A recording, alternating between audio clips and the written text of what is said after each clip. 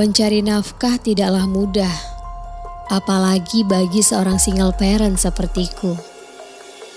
Beribu cara dilakukan untuk tetap bisa bertahan hidup. Aku adalah seorang janda anak dua yang berasal dari kota Medan dan mengadu nasib merantau ke Riau, tepatnya di Kabupaten Rokan Hulu. Ya, namaku Ros. Baru saja tinggal selama lebih kurang 3 bulan di Rokan Hulu dan menumpang di rumah kawan yang juga seorang perantau dari kota yang sama. Aku dan sahabat bekerja sama, membuka usaha warung sarapan pagi kecil-kecilan dan menjual bakso pada malamnya. Kisah ini bermula pada saat aku pulang larut malam. Singkat cerita, hari itu kami mendapatkan orderan pesanan bakso yang cukup banyak untuk sebuah acara. Syukurnya salah satu pemilik acara ini masih saudara dengan kami. Tapi sayangnya acaranya dimulai pada malam hari. Ya, kurang lebih setelah sholat Isya atau sekitar jam 8 malam. Seperti biasa kami bagi tugas. Aku belanja dan mengantarkan pesanan, dan temanku yang akan menyiapkan atau mengolah pesanan. Singkat cerita, jam 5:30 aku berangkat ke Pasir Pengarayan. Sengaja agak sore karena perjalanan memakan waktu sekitar 40 menit yang ditempuh sendirian oleh seorang wanita. Kurang lebih jam 6 pun sampai. Saya langsung mempersiapkan pesanan dan acara pun selesai di jam 11 malam. Waktu menunjukkan hampir jam 12 malam dan tiba-tiba HP-ku pun berbunyi.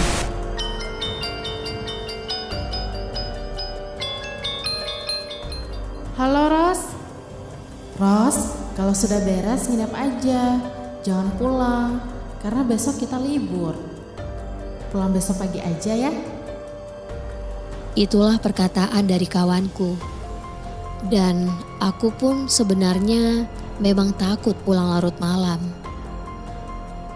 15 menit berlalu, handphone genggamku pun bersuara lagi.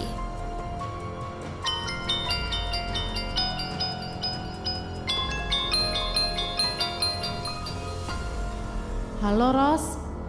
Aduh, saya bingung nih. Anak kamu rewel, nangis-nangis terus. Aku pun panik seketika. Dan tanpa pikir panjang, kupersiapkan motor dan barang-barang ke dalam keranjang, kemudian izin pamit ke tuan rumah. Bang, saya pamit mau pulang. Karena anak saya rewel, nangis terus dari tadi. Saya izin ya. Jangan pulang lah. Udah terlalu malam. Bahaya loh. Tapi aku tidak menghiraukan omongan tuan rumah tersebut. Kalian pasti paham hati orang tua bila anaknya seperti itu. Dengan agak terburu-buru aku pun melaju dengan kecepatan tinggi. Dengan pikiran yang kalut dan badan yang capek mengurangi konsentrasi dalam perjalananku. Kemudian kurang lebih sepertiga perjalanan yang kutempuh dan aku mengalami kendala. Ban motorku goyang. Ya Tuhan, kenapa harus bocor di saat situasi seperti ini? Aku pun pelan-pelan menepi. Ada-ada aja. Halo, Yat, bisa jemput gak? Ban motor depan bocor nih. Ini dekat tanjakan yang banyak tikungannya. Iya, sudah masuk daerah PTB. Oh, tunggu sebentar, biar Mas aja yang jemput. Cepetan ya, aku takut. Akhirnya aku merasa sedikit tenang. Karena sudah tak jauh lagi perjalananku. Paling 10 menit lagi waktu perjalanan yang harus aku tempuh. Aku pun melihat-lihat di sekelilingku.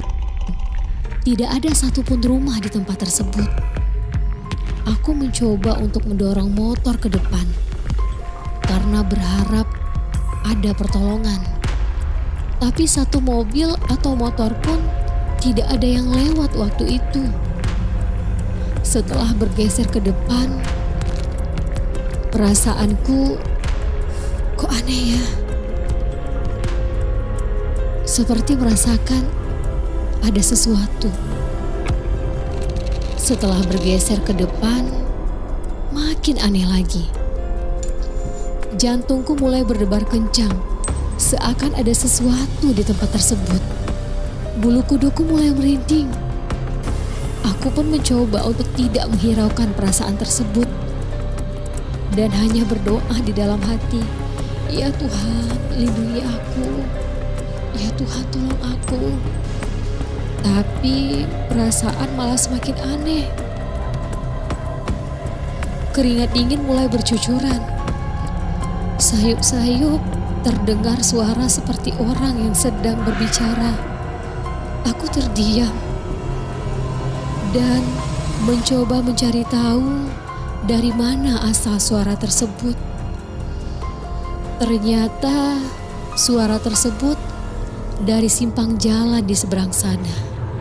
Aku pun semakin takut dan aku mulai menangis. Tapi tidak ada siapapun di seberang jalan. Tapi suaranya terdengar lagi dan malah semakin keras, tapi tidak jelas. Dengan hati penuh rasa takut dan penasaran, aku terus perhatikan di sekelilingku. Ya Tuhan, gimana ini? Dan tiba-tiba mataku tertuju ke seberang jalan lagi. Aku melihat ada orang berdiri di depan sana. Apa itu dalam hatiku? Dia melambaikan tangan kepadaku. Aku semakin panik dan kakiku semakin melemah. Seakan tak sanggup untuk berdiri lagi. Tapi ku coba perhatikan lagi dengan baik sambil mengelus mataku. Orang tersebut penuh dengan darah dan juga bau busuk, semakin busuk. Aku pun bertambah panik dan badanku bergemetar. Kaki seakan tak bisa melangkah lagi. Sambil terdengar suara yang terus-menerus minta tolong. Tolong, tolong. Suaranya semakin kencang. Dengan tangan yang gemetar, ku coba menghidupkan motor dan berjalan dengan keadaan ban yang bocor. Tanpa menghiraukan suara minta tolong dari makhluk tersebut, sambil terus kubunyikan klakson motor di sepanjang jalan. Kemudian di perjalanan, aku pun baru jumpa dengan suami teman yang menjemputku. Tapi yang lebih anehnya, pada saat itu ternyata mereka menemuiku dalam keadaan tak sadar, seperti orang linglung dan juga kebingungan.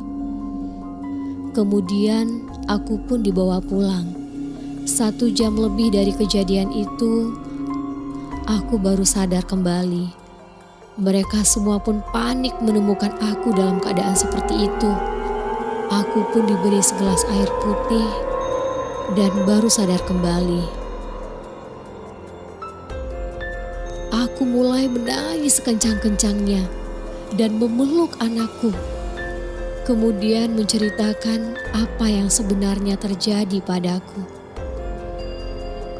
Singkat cerita, hari itu pun sudah pagi dan pikiranku masih berkecambuk dengan kejadian semalam yang masih menghantuiku.